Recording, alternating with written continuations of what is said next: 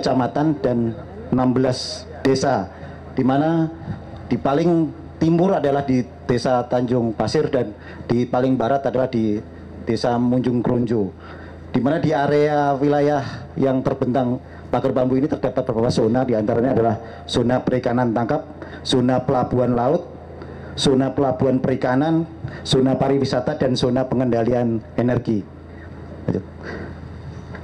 Pada tanggal 19 Januari kami berusaha untuk mendapatkan foto dari citra satelit bahwa di tanggal 19 itu bahwa terbentang pagar-pagar laut masih terbentang dari Tanjung Pasir sampai ke Kronjo, di mana yang akses terbuka hanya untuk nelayan hanya sangat kecil, Pak, yaitu di wilayah sini dan di wilayah sini, sehingga ini akan menyulitkan dari para nelayan untuk melaksanakan aktivitas di laut.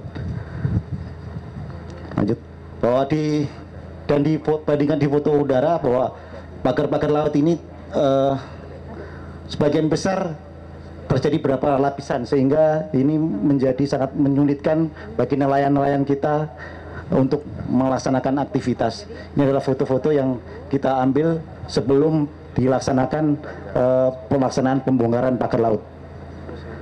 Kita melaksanakan pembongkaran pagar laut dimulai pertama kali adalah di tanggal 18, di mana pada saat itu yang melaksanakan baru dari TNI Angkatan Laut dan nelayan setempat.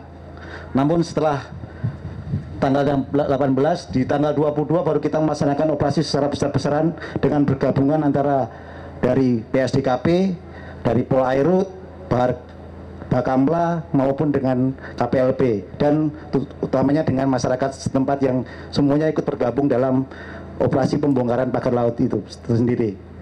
Kami melaksanakan operasi dari dimulai tanggal 22 sampai dengan hari ini, Pak, tanggal 13, kurang lebih selama 11 hari. Dan untuk hari ini di tanggal 13 kita masih paralel bahwa hari ini kita melaksanakan seremoni closing di sini, namun pasukan kami masih ada yang di laut untuk melaksanakan pembersihan manakala masih ada sisa-sisa bambu atau pun yang masih tertinggal yang bisa menghambat para rekan-rekan kita nelayan untuk dalam mencari nafkah.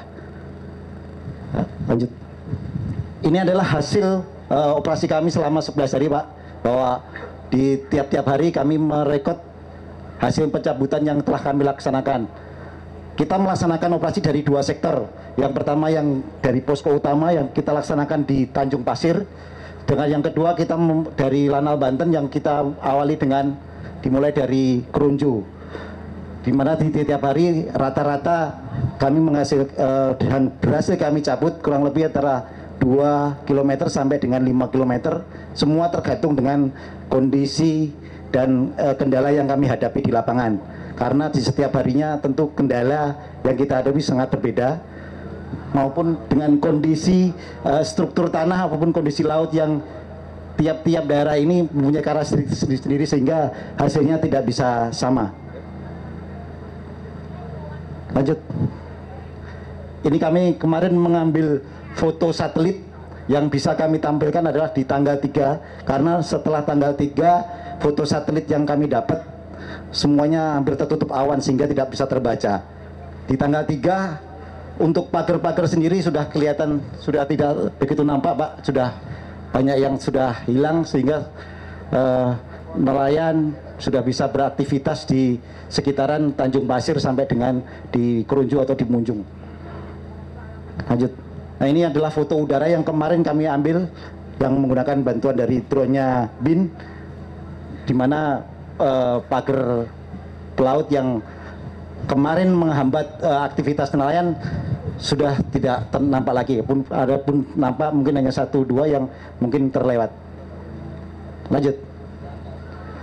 Ini yang adalah kendala-kendala yang kami hadapi, Pak, selama kami melaksanakan pencabutan pagar laut. Yang pertama, kita tahu kemarin bahwa cuaca di rentan bulan akhir Januari sampai awal Februari ini cuaca sangat tidak menentu, sehingga di laporan kami di slide awal tadi menyampaikan bahwa ada beberapa hari yang kami tidak bisa melaksanakan melaut, sehingga kami hanya standby di sini mempersiapkan diri untuk melaksanakan berikutnya, di mana di minggu kemarin kita hanya dua hari dan di hari ini pun kami hanya bisa melaksanakan 3 hari.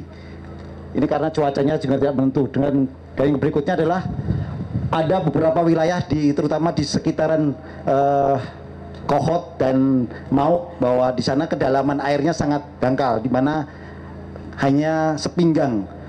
Ini akan menyulitkan kami untuk menyabut pagar-pagar itu, karena kapal-kapal yang apabila menarik ke dekat situ akan kandas, sehingga jaraknya pun agak panjang, sehingga hasilnya pun di sana untuk pencabutan tidak bisa maksimal. Dan Karangasem dan sampai di utaranya Ketapang, utamanya di Tanjung Kait, bahwa di sekitaran, utamanya di sekitaran Cituis, bahwa pagar-pagar itu sangat rapat sehingga dia tertancapnya rata-rata bisa double 2 sampai 3. Ini pun juga membuat effort yang lebih tinggi dari kita untuk melaksanakan pencabutan. Tidak hanya bisa sekali tarik, harus beberapa kali tarik, sehingga hasilnya tidak, kalau diukur jarak tidak bisa panjang. Dari kendala-kendala ini yang ada Pak, untuk kami laporkan juga bahwa kita mengalami beberapa eksiden, memang tidak parah Pak. Jadi anggota kita untuk yang kemarin pada saat melaksanakan operasi ada 7 orang yang mengalami kecelakaan kerja, yang 3 terkena ikan pari, 2 terkena pancing kakinya, dan 2 tangannya tersayat oleh bilah bambu pada saat dia memasang tali-tali di pagar-pagar laut itu. Dan untuk hari ini masih ada 3 yang masih dirawat, 2 orang karena ikan dan 1 yang kemarin terkena pancing dan akan dilaksanakan operasi di hari ini. Untuk pasukan ataupun sekarang adalah dari KKP, dari Kamla RI, Poairut, dari Lantamal, dari TNI AL, di sini ada Lantamal 3, Pasmar 1, di Selam Bair, Satko Paska Armada 1, dan dari rekan-rekan dari Lanal Banten, Polda Banten, maupun dari Satpol PP Banten, BPBD Banten, dan yang tidak kalah pentingnya adalah dari rekan-rekan nelayan yang setiap hari selalu menemani kami untuk melaksanakan operasi di laut.